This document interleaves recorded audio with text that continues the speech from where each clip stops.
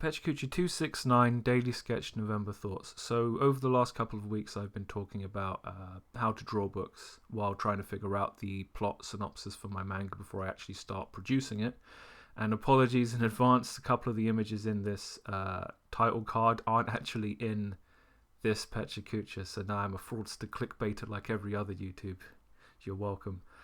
But I picked the images for the daily sketch that I've been doing this month alongside the Mystic Moor to have something to do regularly to be more consistent and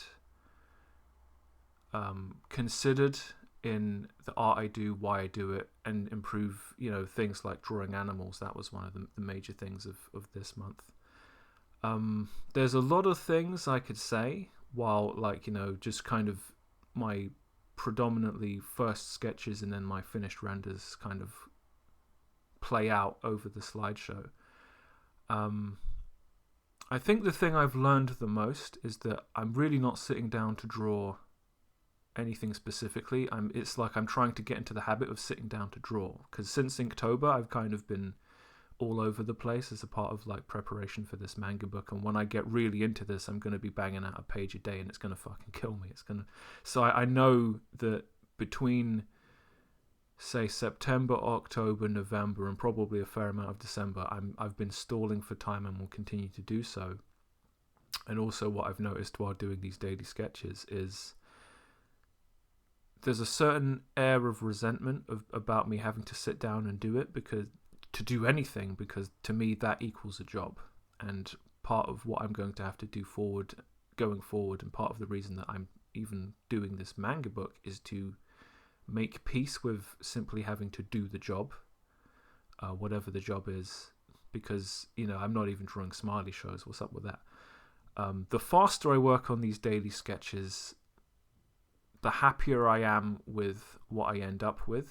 I can't, this is Morgan Freeman. I can't get such a likeness of Morgan Freeman in 45 minutes that it's gonna wow my friends and neighbors. But what I can do is get the expression on his face accurately enough that it's not the wrong expression, and have a certain amount of accuracy with the lighting using the airbrush, where I'm like, you know what, I've managed to avoid some of my typical pitfalls. And I threw in this image of a marble statue just to be weird, but I really underestimated the complexity of the hair.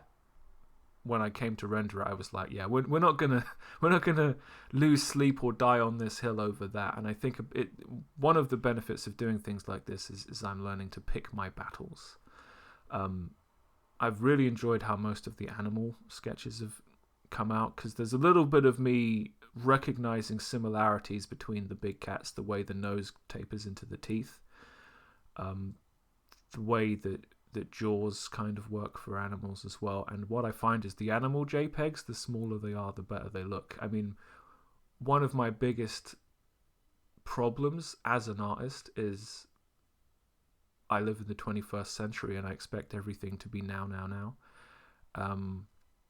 And when that comes to my art, I always think it should be better than it is, not because I'm bad and I'm doing a bad job, but because the amount of time I put in, I think I should be getting 2 to 10 times the results I get out, because I've been sort of put into this frame of mind by instant access food, television, movies, video games.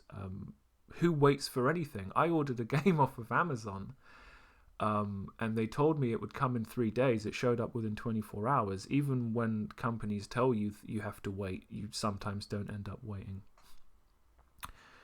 And what I found towards the end of this month is I've made peace with simply doing super fast sketches that are inaccurate, flipping the image, drawing the image with a bit more care, and then immediately just trying to apply as much color and brush technique as I dare, without just acknowledging that it's still a thumbnail sketch. And some of these as thumbnail sketches actually do look quite good.